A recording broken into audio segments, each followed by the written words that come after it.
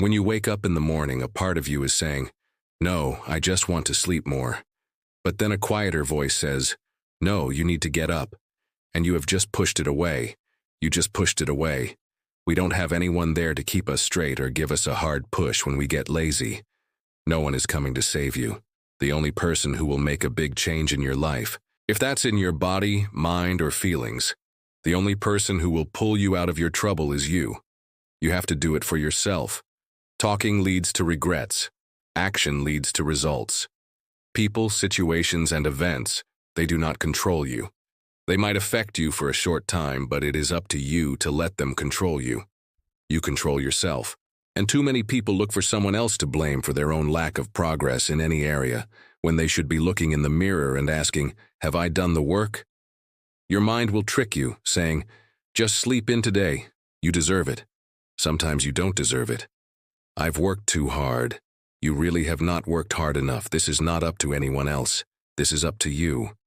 We can't just be coasting. You can't let your mind just coast. You have to be aware of what you are thinking. We have to be our own boss, to keep the highest standards and allow no slack. That is discipline.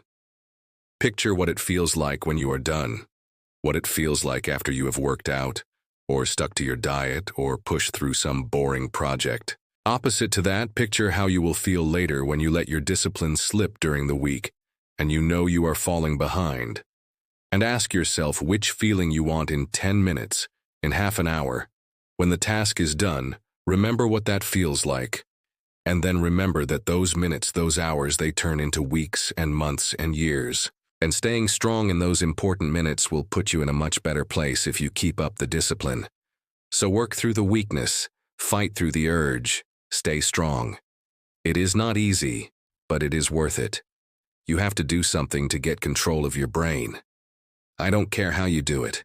I don't care if you set an alarm every 45 minutes so you can check your thoughts. What is influencing you so you can control what is influencing you? Control the things you think about. You can actually control how you feel. You can control what you think. And you can definitely control what you do. I write down things that need to get done. I write the orders to myself. Task lists. That is the manager me doing the writing. This is what we are going to do. Here is the plan. Here is what we have to make happen. And then the worker in me gets the orders. The worker sees them, the worker reads them, and then the worker does them. The worker does not ask questions. The worker does not complain. The worker does not wait.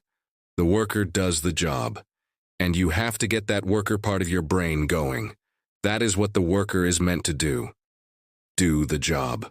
You need to separate and clearly understand those two parts of your brain, the manager and the worker. And when the manager and the worker both do what they are supposed to do, that is a strong team, and that is a force that can't be stopped, and that is how battles are won.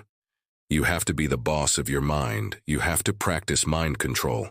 I want you to decide, I am going to become disciplined.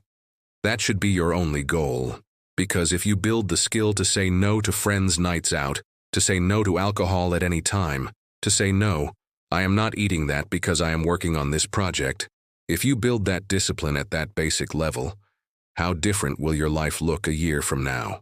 What will you achieve that you think in your mind you want to achieve? If you build that level of discipline, how much difference will it make in your life? How many times have you told yourself you are going to get serious about your business, or get serious about this project, or get serious about your job?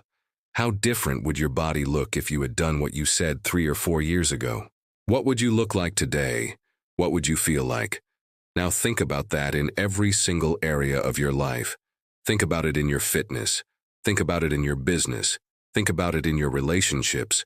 What would your life look like if you had the power to stop outside things from affecting your choices? What would your life look like? What could you be?